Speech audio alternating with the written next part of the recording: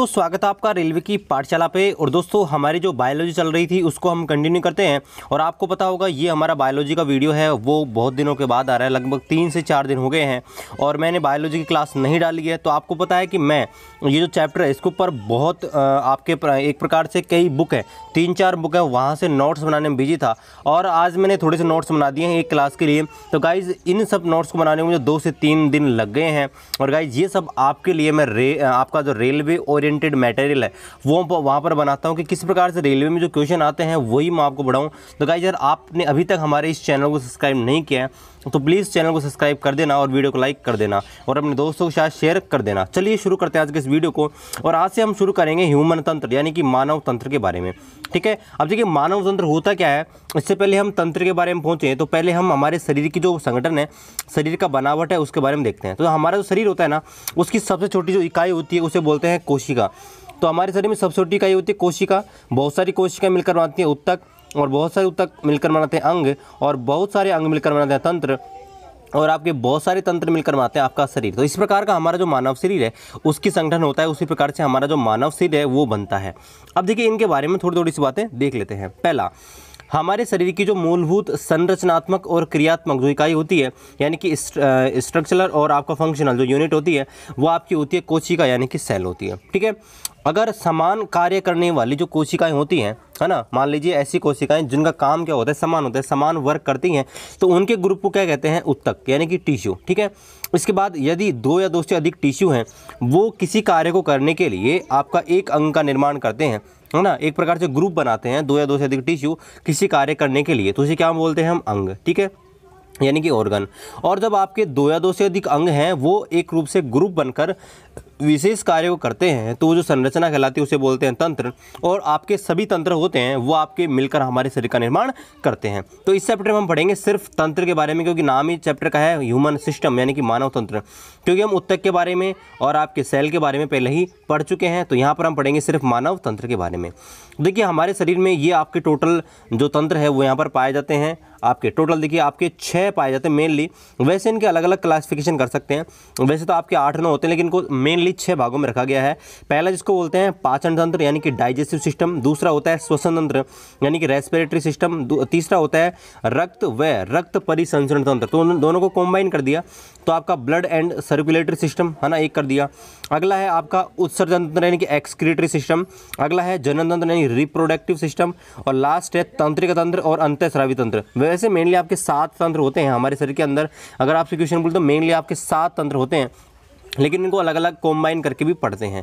तो आज का जो वीडियो है वो हम देखेंगे पाचन तंत्र से शुरू करेंगे आज के वीडियो में और पाचन तंत्र के बारे में आज के वीडियो में पढ़ेंगे। तो पहली बात तो पाचन तंत्र है वो हमारा शरीर से जुड़ा हुआ है, मतलब भोजन से जुड़ा हुआ है। तो पहले हम देखेंगे भोजन क्या होता है ना, और भोजन के अवयव क्या होते हैं, भोजन के घटक क्या होते हैं। तो देखिए देखते हैं कि भोजन के घटक क्या होते हैं। तो पहले हम देखते हैं भोजन क्या होता है।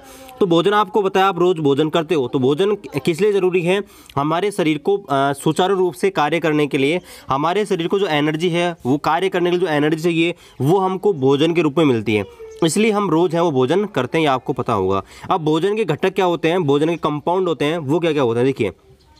पहले तो परिभाषा देखते हैं कि भोजन के घटक क्या होते हैं। तो भोजन में पाए जाने वाले वे जटिल रासायनिक पदार्थ जो शरीर में होने वाली विभिन्न क्रियाओं को संपन्न करने के लिए तथा हमारे स्वास्थ्य को बनाए रखने के लिए आवश्यक होते हैं, भोजन के अवयव या भोजन के घटक कहलाते हैं। यानी कि हमारे भोजन में पाए जाने वाले ऐसे आपके कॉम्प्लेक्स केमिकल पदार्थ, केमिकल आपके मैटर्स जिनसे हमारे शरीर की विभिन्न जो क्रियाएं होती हैं, बहुत सारी एक्शंस हमारे शरीर के अंदर होती हैं, उनको संपादित करना मतलब उनको कंप्लीट करना, उसके अलावा हमारा जो हेल्थ है उसको बनाए रखने में जो हेल्प करते हैं उनके लिए आवश्यक होते हैं, उन्हें बोलते हैं आपके भोजन के घटक या उनको बोलते हैं पोषक तत्व यानी कि न्यूट्रिएंट्स। ठीक है, तो न्यूट्रिएंट्स की परिभाषा हो गई। और ये आपके मेनली 6 प्रकार के न्यूट्रिएंट्स हमारे जो होते हैं हमारे भोजन में वो होते हैं। कौन कौन से, एक होता है कार्बोहाइड्रेट, दूसरा होता है आपका वसा, तीसरा होता है प्रोटीन, चौथा होता है खनिज लवण, एक होता है विटामिन और एक होता है जल। अब देखिए इनके बारे में एक अलग से मैं आपको पढ़ाऊंगा। फिलहाल हम पाचन तंत्र के बारे में पढ़ेंगे, इनके बारे में नहीं पढ़ेंगे। कार्बोहाइड्रेट क्या होता है, किससे मिलकर बना होता है, इससे कितनी एनर्जी मिलती है, उसके लिए मैं आपको एक अलग चैप्टर है भोजन व मानव स्वास्थ्य वो आपको करवाऊंगा। फिलहाल इस चैप्टर में देखेंगे पाचन तंत्र क्या होता है, वो कैसे कार्य करता है। अब देखिए आपका जो जल है ना, हालांकि जल को भी आपके पोषक तत्व होते हैं न्यूट्रिएंट्स में शामिल किया गया है, लेकिन जल में किसी भी प्रकार प्रकार का पोषक तत्व विद्यमान नहीं होता। यह आपको ध्यान रखना है। अगर आपसे पूछ ले कि मानव भोजन का ऐसा कौन सा घटक है जिसमें कोई पोषक तत्व नहीं पाया जाता, कोई न्यूट्रिएंट नहीं पाया जाता, तो वह आपका है वाटर। वाटर में आपके कोई पोषक तत्व नहीं पाया जाता है, लेकिन इसमें पाए जाते हैं आपके आहारी रेशे, उसके बारे में हम पढ़ेंगे। लेकिन आपका जल है वो विभिन्न शारीरिक क्रियाओं के लिए आवश्यक होता है, इसलिए इसे भी पोषक घटक में क्या किया गया है, शामिल किया गया है। अब इन जो 6 भाग हैं, 6 आपके घटक हैं, उनके अलावा एक और होता है जिसे बोलते हैं आहारी रेशे, यानी कि फाइबर्स। ठीक है, फाइबर्स इनको बोला जाता है आहारी रेशे। तो इनके बारे में देखते हैं कि ये क्या चीज़ होती हैं। तो देखिए, ऐसे पोषक पदार्थ है ना, ऐसे पदार्थ जिनको पोषक में तो नहीं रखा गया है, ऐसे पदार्थ जो पोषक तो नहीं है लेकिन इनका हमारे भोजन में होना आवश्यक है, यानी कि हमारे भोजन में इनकी ज़रूरत है। हालांकि आपके न्यूट्रिएंट्स हैं उनके रूप में तो नहीं होते हैं, लेकिन हमारे शरीर के लिए आवश्यक होते हैं। ये देखो, इनका काम क्या होता है। पहला कि ये भोजन पचने के बाद जो शेष बचा भोजन है ना, जिसको बोलते हैं अपशिष्ट भोजन, उसको शरीर से बाहर निकालते हैं, है ना। इनका हमारे शरीर में पाचन नहीं होता। जो अपन ये पदार्थ है, जो रेशे हैं, फाइबर्स हैं, उनका हमारे शरीर में पाचन नहीं होता। अगर आपसे पूछ ले कि आपका जो भोजन होता है उसका कौन सा पार्ट होता है, कौन सा घटक होता है, कौन सा न्यूट्रिएंट होता है जिसका आपके पाचन नहीं होता, तो आपका होता है फाइबर्स। ठीक है, लेकिन ये जो होते हैं ये पाचन तंत्र को स्वच्छ रखते हैं, मतलब साफ रखते हैं, है ना। इसके अलावा उसको हेल्दी रखते हैं और कोलेस्ट्रॉल जो होता है उसके लेवल को कंट्रोल करते हैं, इसलिए ये आपके आवश्यक होते हैं। जैसे इसका फल है, फ्रूट्स जो होते हैं, सब्जियां, वेजिटेबल्स और मूंगफली। ठीक है, ये हमारे शरीर के लिए एक प्रकार से न्यूट्रिएंट तो नहीं होते, लेकिन एक प्रकार से आवश्यक भाग होते हैं हमारे भोजन का, इनको हमको खाना जरूरी होता है। अब हम देखते हैं कि पाचन क्या होता है, पाचन की परिभाषा क्या होती है, पाचन किसे कहते हैं, डाइजेशन किसे कहते हैं। तो देखिए, पाचन होता है भोजन को सरलीकृत करना। यहाँ थोड़ा सा मिस्टेक है, मैं थोड़ा सा लिख देता हूँ, उसको पूरा कर देता हूँ। तो देखिए, पाचन की परिभाषा क्या होती है कि हम जो भोजन करते हैं डायरेक्टली, मान लिया हमने रोटी खाई है या कुछ भी खाया है, तो वो एक प्रकार से कॉम्प्लेक्स भोजन होता है, कॉम्प्लेक्स फूड होता है। तो उसको क्या करता है हमारा जो ये पाचन तंत्र होता है, डाइजेस्टिव सिस्टम, ये क्या करता है, छोटे छोटे टुकड़ों में तोड़ता है। तो पाचन की परिभाषा होती है डाइजेशन की कि जो कॉम्प्लेक्स भोजन होता है, जटिल भोजन होता है, उसको सरलीकृत करना, मतलब उसका क्या करना, सिंप्लीफिकेशन करना, या उसको छोटे छोटे टुकड़ों में तोड़ना पाचन कहलाता है। तो ये आपकी पाचन की परिभाषा होती है। अगर पूछ ली जाए कि पाचन की परिभाषा क्या होती है, तो आपका जो कॉम्प्लेक्स फूड होता है, कॉम्प्लेक्स भोजन होता है, उसको सरलीकृत छोटे छोटे टुकड़ों में तोड़ना आपका पाचन कहलाता है, डाइजेशन कहलाता है। और ये जो काम होता है आपका डाइजेशन का, वो मेनली आपके जो एंजाइम्स होते हैं उनकी मदद से किया जाता है। हमारे शरीर में बहुत सारे एंजाइम्स पाए जाते हैं, वो मैं आपको आगे बताऊंगा कि कौन सा एंजाइम कहाँ पाया जाता है। फिलहाल आप ये मान लीजिए, मतलब इसको समझ लीजिए कि आपका जो भोजन होता है उसके छोटे छोटे टुकड़ों में तोड़ना, यानी कि पाचन करने के लिए आपके जो एंजाइम होते हैं वो जिम्मेदार होते हैं। इसके अलावा आपकी जो पाचन क्रिया होती है, पाचन क्रिया को करने के लिए हमारे शरीर में विशिष्ट अंग पाए जाते हैं, स्पेशल ऑर्गन्स पाए जाते हैं, और वे जो ऑर्गन्स होते हैं उन्हें क्या बोलते हैं, पाचन अंग, यानी कि डाइजेस्टिव ऑर्गन्स बोलते हैं। अब देखिए, एक क्वेश्चन यहीं से बन सकता है कि आपको ऑप्शन दे दी जाए रेलवे में कि यहाँ पर कौन सा अंग आपके डाइजेस्टिव सिस्टम का भाग नहीं है। तो आपको पता होना चाहिए हमारे जो पाचन तंत्र है, डाइजेस्टिव सिस्टम है, उसमें कौन कौन से भाग आते हैं। तो देखिए, हमारा जो पाचन तंत्र है उसको 2 भागों में बांटा गया है। पहला जिसको बोलते हैं आपका आहार नाल, यानी कि एलिमेंट्री कैनाल, और दूसरी होती है ग्रंथियाँ। हमारे शरीर में जो पाचन तंत्र है उसको 2 भागों में बांटा गया है। एक होता है अंग या आहार नाल, और दूसरी होती है ग्रंथियाँ। तो जो आहार नाल होती है ना, उसमें आपके आती है मुख, ग्रसनी, ग्रासनली, अमाशय, छोटी आंत और बड़ी आंत। और गाइज, मैंने इंग्लिश मीडियम के छात्रों के लिए जितना मेरे से हो सका उतना साथ साथ मैंने इंग्लिश लिखने की कोशिश की है। तो गाइज, आप टेंशन मत लीजिए, और मैं आपको पूरा एक्सप्लेनेशन साथ साथ कर रहा हूँ, तो आपको कोई प्रॉब्लम आनी ही नहीं चाहिए। तो आपका जो आहार नाल होती है, एलिमेंट्री कैनाल होती है, उसमें आपके ये भाग होते हैं। ठीक है, तो आपको कई बार पूछ लिया जाता है कि निम्न में से कौन सा आहार नाल का एक हिस्सा नहीं है, तो इनमें से कोई से ऑप्शन डाल देंगे 3, और एक आपका अलग से ऑप्शन डाल देता है और आपसे क्वेश्चन पूछ ले जाता है। इसके अलावा 3 ग्रंथियां पाई जाती हैं, है ना, जो कि आपके जो डाइजेस्टिव सिस्टम होती है, पाचन तंत्र, उसका भाग होती हैं। एक होती है लार ग्रंथि, है ना, एक होती है यकृत ग्रंथि, एक होती है अग्नाशय ग्रंथि। ये भी आपको ध्यान रखना है। ठीक है, पूछ लेगा कि निम्न में से कौन सी ग्रंथि आपका डाइजेस्टिव सिस्टम की ग्रंथि नहीं है, तो 3 ही होती है, ये आपको ध्यान रखनी है। तो चौथी कोई सी वो, तो उसका राइट आंसर आ जाएगा। चलिए, अब हम देखते हैं, पहले मैं आपको डायग्राम दिखाता हूँ हमारा जो डाइजेस्टिव सिस्टम है उसका। ठीक है, तो यहाँ पर देखिए आपको डायग्राम दिख रहा है। मैं आपको दोनों, आप देखिए मैंने आप दोनों के लिए लिखा है, इंग्लिश वाले आपके स्टूडेंट हैं चाहे हिंदी वाले हैं, दोनों के लिए। तो यहाँ पर देखिए आपको सारी चीज़ें यहाँ पर डायग्राम में दिख रही होंगी। मैं थोड़ा सा वो जूम आउट कर देता हूँ। अब देखिए, ये जो आपको ऊपर वाला हिस्सा होता है ना, ये होता है मुख गुहा, इसको मुख या मुख गुहा बोलते हैं, है ना। तो इसमें क्या होता है देखिए, वोकल कैविटी बोलते हैं इसको, वोकल कैविटी, ठीक है, मुख गुहा इस हिंदी में बोलते हैं। अब इसमें आपके सारी चीज़ें होती हैं, जो आपका मुंह होता है ना, दांत होते हैं, जीभ होती है, होंठ होते हैं, ये इसके अंदर आते हैं, ठीक है। अब यहाँ से ये जो नली चल रही है, यहाँ से लेकर ये जो नली आपको दिख रही है, ये वाली नली, इसको बोलते हैं ग्रसिका। इसको क्या बोलते हैं? ग्रसिका बोलते हैं, ओसोफेगस। अब ये क्या करती है, ये आपके भोजन को यहाँ से मुख से लेकर, और आपके जो आमाशय है ना, ये वाला जो भाग आपको दिख रहा है, ये वाला, मैं इसका कलर चेंज कर लेता हूँ तो आपको बेहतर दिख जाए, ठीक है।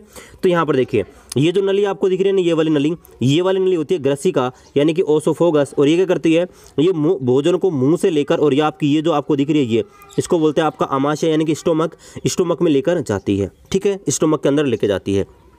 और स्टोमक होता है, स्टोमक के बाद जो भोजन होता है वो आपके जाता है छोटी आंत में, फिर जाता है बड़ी आंत में, और लास्ट में आपके जो एनस होती है, गुदा द्वार, इसकी सहायता से बाहर निकाल दिया जाता है, ठीक है। यहाँ आपको ये जो आकृति दिख रही है, ये जो बड़ा सा आपका ये दिख रहा है, इसको बोलते हैं आपका इसको आपका यकृत बोला जाता है, ठीक है, इसको यकृत बोलते हैं, है ना। और यह आपकी एक पत्तीनुमा संरचना आपको दिख रही है ऐसे, ये इसको आपके पैनक्रियाज बोला जाता है। ये देखो बीच में आपको दिख रही है, इसको पैनक्रियाज यानी कि अग्नाशय ग्रंथि बोला जाता है। ये इसके मेनली भाग होते हैं, ठीक है। ये आपके ह्यूमन डाइजेस्टिव सिस्टम है, इसके मेनली भाग होते हैं, ठीक है। वैसे छोटे छोटे और ही भाग होते हैं, लेकिन मेनली यही भाग होते हैं, इनके बारे में हम पढ़ेंगे, ठीक है। तो चलिए देखते हैं आगे। तो यहाँ पर हम जो आहार नाल है, एलिमेंट्री कैनाल है, उसके बारे में पढ़ना शुरू करते हैं, एक एक भाग के बारे में। तो यहाँ पर देखिए, आहार नाल होती क्या है, पहली बात तो ये कि एलिमेंट्री कैनाल होती क्या है। तो आपके जो भी अंग होते हैं ना, हमारे जो डाइजेस्टिव सिस्टम है, उसके सारे अंग होते हैं ना, उनको आपके संयुक्त रूप से एलिमेंट्री कैनाल कहा जाता है। यानी कि सारे अंग होते हैं वो आपको, उनके समूह को क्या बोलते हैं? एलिमेंट्री कैनाल, यानी कि आहार नाल। अब देखिए, ये क्वेश्चन पूछा जाता है कि आहार नाल कहाँ से शुरू होती है और कहाँ पर खत्म होती है। तो आहार नाल मुख से, यानी कि मुख गुहा से शुरू होकर आपके मल द्वार यानी कि एनस तक जाती है, और इसकी लंबाई भी पूछ ली जाती है। तो इसकी जो टोटल लंबाई है वो 8 से 10 मीटर होती है। यानी कि ये जो लंबाई आप देख रहे हैं ना, देखो आप सोच रहे हैं सर 8 से 10 मीटर कैसे हो जाएगा, हमारा शरीर ही 5-6 फीट का होता है। तो आप देखिए, ये जो आपकी यहाँ से लंबाई लेकर देखो, ये पूरा, और यहाँ पर देखियो, ये आपकी जो आपकी ये आंत है ना, ये तो आपकी बड़ी है, लेकिन छोटी आंत देखो कितनी बार घूम रही है। तो ये जो टोटल लेंथ है ना, यहाँ से लेकर ये पूरी लेंथ है, ये ठीक है, यहाँ तक ये पूरी लेंथ होती है 8 से 10 मीटर, ठीक है। तो ये आपकी जो एलिमेंट्री कैनाल है वो उसकी आपकी लेंथ होती है 8 से 10 मीटर। और इसका एक दूसरा नाम भी होता है, जिसे बोलते हैं आपका पोषण नाल, यानी कि डाइजेस्टिव कैनाल भी इसको कहा जाता है, ठीक है। अब इसके 3 मेनली काम होते हैं, ठीक है। मैं इसको थोड़ा सा बोल्ड कर देता हूँ ताकि आपको और बेहतर दिख सके, ठीक है, क्योंकि बोल्ड करेंगे तो मेरे हिसाब से आपको और बेहतर है वो दिख जाएगा। ओके, ठीक है। तो मैंने यहाँ पे बोल्ड कर दिया है। अब देखिए, आपका देखिए, यहाँ पर जो आहार नाल है उसके 3 मेन भाग होते हैं, 3 मेन वर्क होते हैं, 3 कार्य क्या होते हैं आपको ध्यान रखने। आहार नाल जो होती है, जो आपकी एलिमेंट्री कैनाल होती है, उसके 3 मेन वर्क होते हैं, ठीक है। आपको ध्यान रखना कौन कौन से। पहला, आपका जो भोजन है उसको सरलीकृत करना, यानी कि आपने भोजन किया उसको छोटे छोटे टुकड़ों में तोड़ना, पहला काम तो ये है।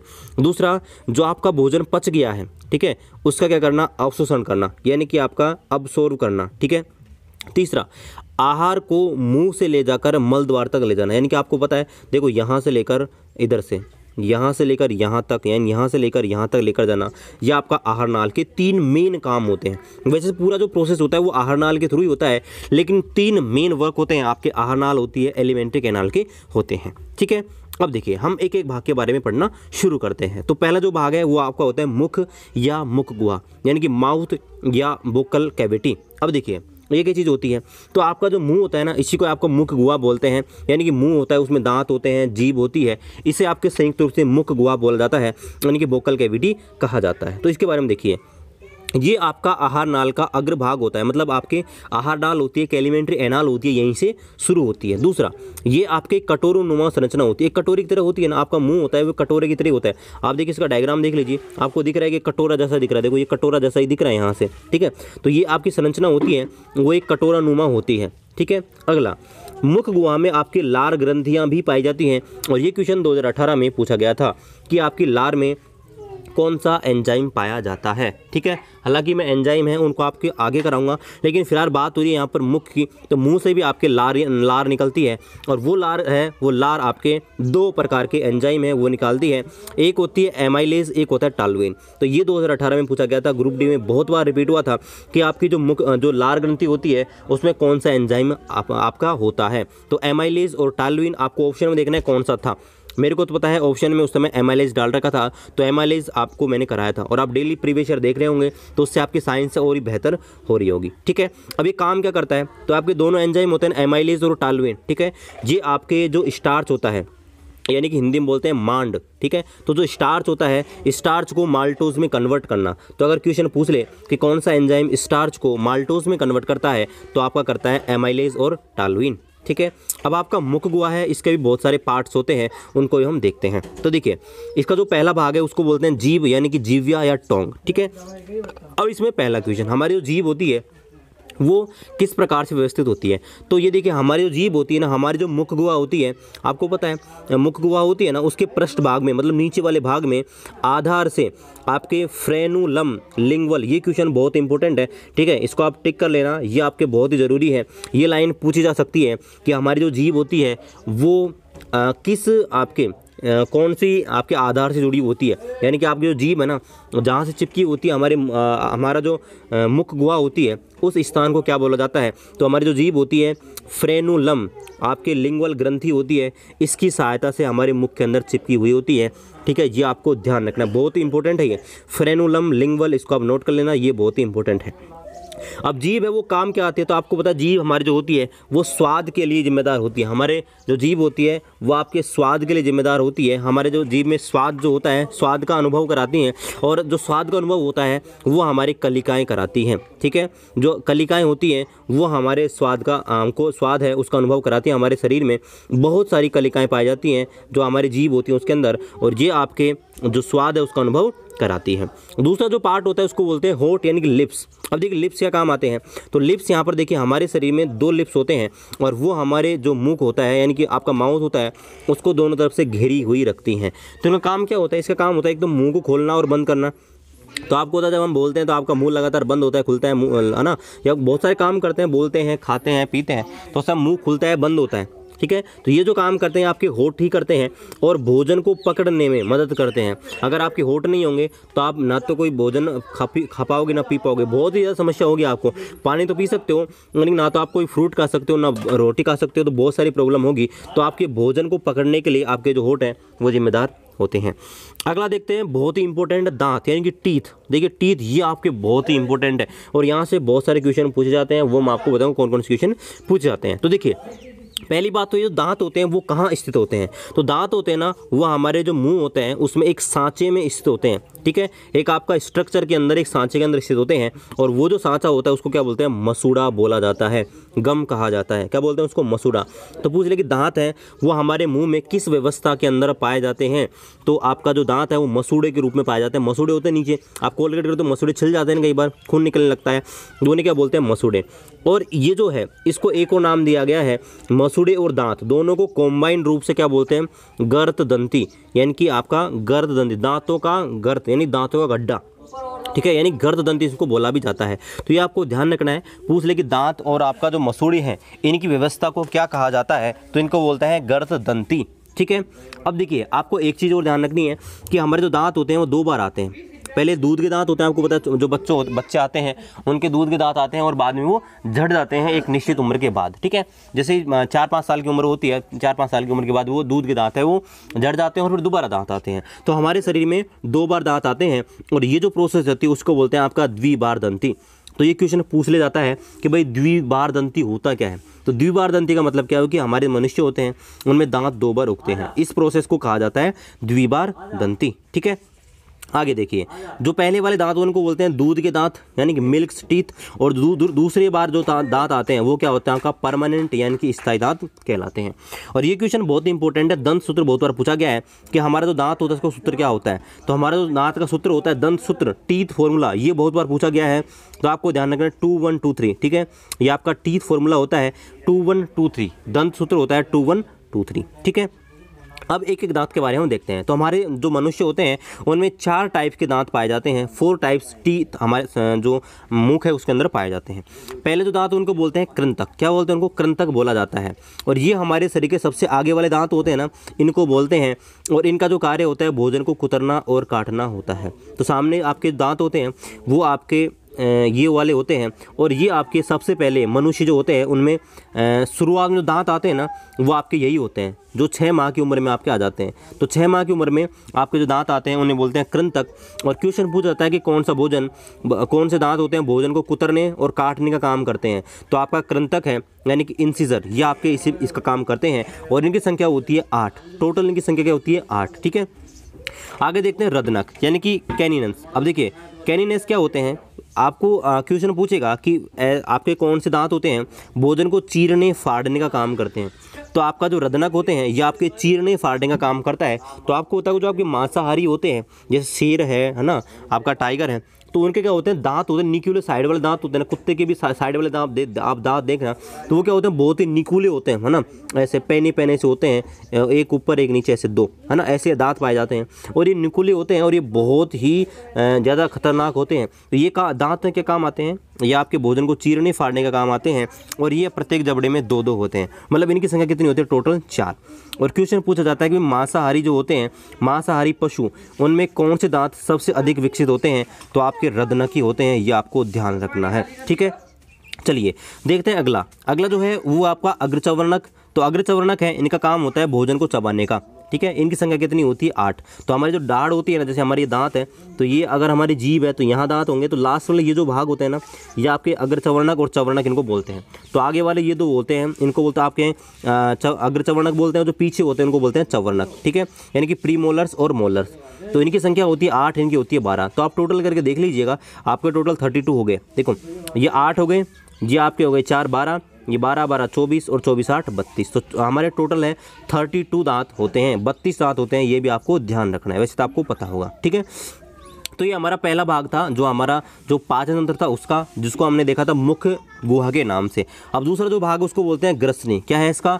ग्रसनी इसको बोला जाता है। तो देखिए ग्रसनी क्या चीज़ होती है, मैं आपको एक बार डायग्राम से दिखा दूँ कि ग्रसनी होती है वो क्या होती है। तो देखिए जो आपकी ग्रसनी होती है ना, तो यहाँ पर क्या होता है, यहाँ पर एक संरचना पाई जाती है बीच में, जो क्या करती है आपके जो आपका ये इसका काम होता है कि जब हमने हमारे जो मुंह है ना वो 2 काम कर सकता है, यानी कि मुंह से हम श्वास भी ले सकते हैं और मुंह से भोजन भी कर सकते हैं। तो होता है क्या है कि श्वास और भोजन में एक साथ करते हैं, तो हो सकता है कि हमारी श्वास जो है ना वो हो सकता है कि आपका पाचन तंत्र में चला जाए, और आपने जो श्वास ली है वो आपका वो श्वास ली है जो पाचन तंत्र में चला जाए, और जो भोजन किया है वो आपके श्वास नली में चला जाए। तो उसके लिए यहाँ पर एक संरचना पाई जाती है, इसको बोलते हैं आपके ग्रसनी। ठीक है, तो यहाँ पर देखिए ग्रसनी के बारे में हम देखते हैं ग्रसनी क्या होती है और इसका काम क्या होता है। तो देखिए जो ग्रसनी होती है ना, ये जीभ और तालू जो होती है उसके पीछे से स्टार्ट हो, जैसे हमारी जीभ खत्म हो जाएंगे ना वहाँ से आपकी जो ग्रसनी है वो शुरू हो जाती है। और इसका काम क्या होता है, इसका मेन काम समझना ये आपके बहुत ही इंपॉर्टेंट है। ठीक है, आपकी जो ग्रसनी होती है ना उसका काम होता है कि आपने भोजन जो किया, आपने जो भोजन किया उसको तो भोजन नाल में पहुंचाना, और जो आपने श्वास लिया है उसको श्वास नली में पहुंचाना। क्योंकि हम अब जो मुंह है, मुंह से हम दोनों चीज़ें कर लेते हैं, है ना, हम क्या करते हैं मुंह से श्वास भी लेते हैं और मुंह से पानी भी पी सकते हैं, है ना। तो इस वजह से हो सकता है कि आप कई बार आप क्या करते हो, कई बार हंस जाते हो ना पानी पीते वक्त, तो आपने देखा होगा नाक में पानी आ जाता है।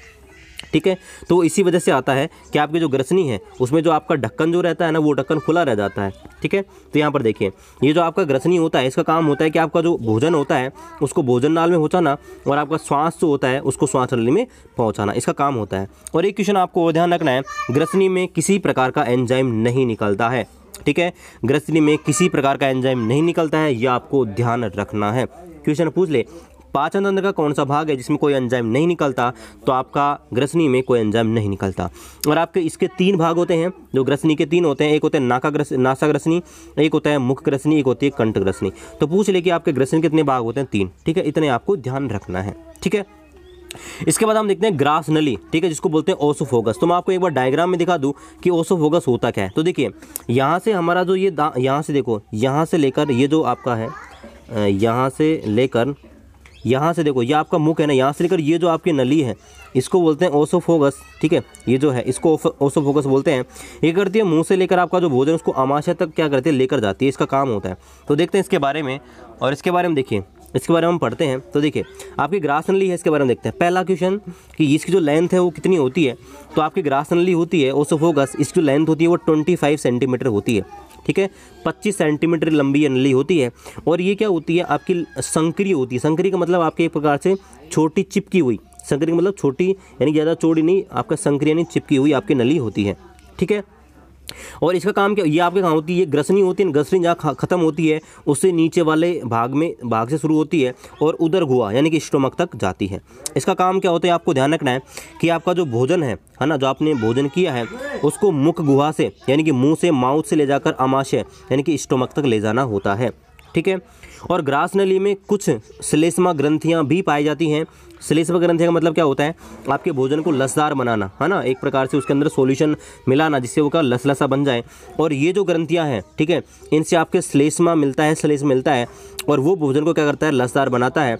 और ग्रास नली में ये आपको बहुत ही इंपॉर्टेंट ध्यान रखना है, ये जो लाइन है ये बहुत इंपॉर्टेंट है कि ग्रास नली में जो भोजन होता है, आपका जो भोजन होता है ग्रास नली में, वो कौन सी विधि के द्वारा आपके आगे बढ़ता है।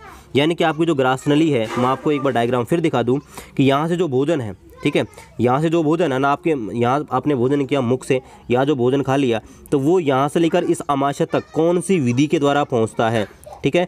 यानी कि यहाँ से लेकर भोजन है वो किस विधि के द्वारा पहुँचता है। तो आपको ध्यान रखना है, ये क्वेश्चन बहुत इंपॉर्टेंट है। क्रमांक कुंचन विधि है, उसकी मदद से आपका जो भोजन है आपका ग्रास नली से लेकर आमाशय तक वहाँ तक जाता है, ठीक है। ये आपको ध्यान रखना है। और यहाँ पर जो आपकी गति है इसको कंट्रोल करता है, ठीक है। इसमें बहुत सारे छल्ले पाए जाते हैं, वो क्या करते हैं, इसको सिकुड़ने नहीं देते हैं, ये भी आपको ध्यान रखना है। इसके अलावा जो ग्रास नली होती है ना, इसके ऊपर वाले हिस्से पर एक पल्ला पाया जाता है यानी कि फ्लैप पाया जाता है, जिसको एपोग्लोटिस भी कहा जाता है। एपोग्लोटिस वो ग्रसनी का ही एक भाग होता है, ग्रसनी हमने देखी थी ना अभी, तो ग्रसनी का ही एक भाग होता है एपिग्लोटिस। क्या होता है, एपिग्लोटिस, इसको हिंदी में घाटी ढक्कन भी बोला जाता है। और ये आपके वही काम होता है जो आपको मैंने थोड़ी देर पहले बताया था कि ये भोजन को तो भोजन नली में, है ना, और आपका जो श्वास उसको श्वास नली में लेकर जाता है। इसका काम ये होता है कि गलती से आपका जो भोजन है वो सांस नली में नहीं चला जाए और आपका जो श्वास है वो आपका पाचन तंत्र में नहीं चला जाए। तो गाइज़ ये हमारा आज का छोटा सा वीडियो था, इसको कल हम कंटिन्यू करेंगे। और गाइज़ इतनी मेहनत आपके लिए करते हैं, पीडीएफ बनाने में आपको पता है बहुत टाइम लगता है। तो अभी तक आपने चैनल को सब्सक्राइब नहीं किया तो प्लीज़ चैनल को सब्सक्राइब कर दीजिएगा, वीडियो को लाइक कर दीजिएगा और कमेंट करके बताइएगा आज का वीडियो आपको कैसा लगा। चलिए मिलते हैं आपसे अगली वीडियो में, तब तक जय हिंद, जय भारत।